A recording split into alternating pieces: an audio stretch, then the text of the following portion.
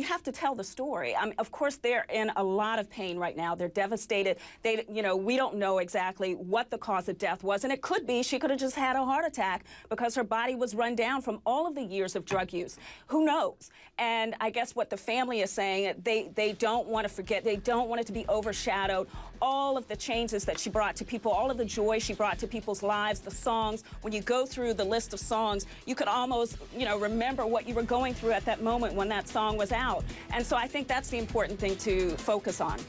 April Woodard, correspondent with Black Entertainment Television, you know about the financial angle of this, and it's difficult to talk about, but it's important that she be provided for. Frankly, what lies ahead for Bobby Christina in terms of an inheritance?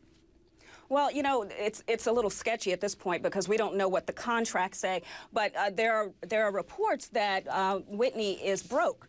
Now, I don't know if I believe that. I mean, do they mean broke like you and me, or do they mean broke like a celebrity? Apparently, she has 2 houses in New Jersey, a house in Atlanta that are allegedly going under foreclosure. But a lot of people have a lot of houses that are going under foreclosure right now. But what you have to look at is the deal that she had with the record labels. And that is when you talk about royalties, who wrote the song, the songstress, which would be Whitney, because she didn't write most of the music that she sang. Many of the other people wrote it, and they get royalties for that.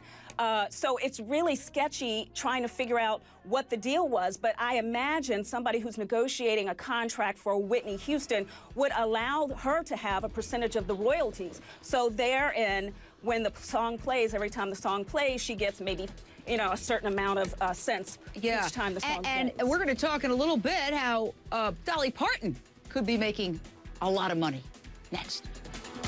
And I'll put that out to April Woodard, correspondent with Black Entertainment Television. So many of these people, everybody knew.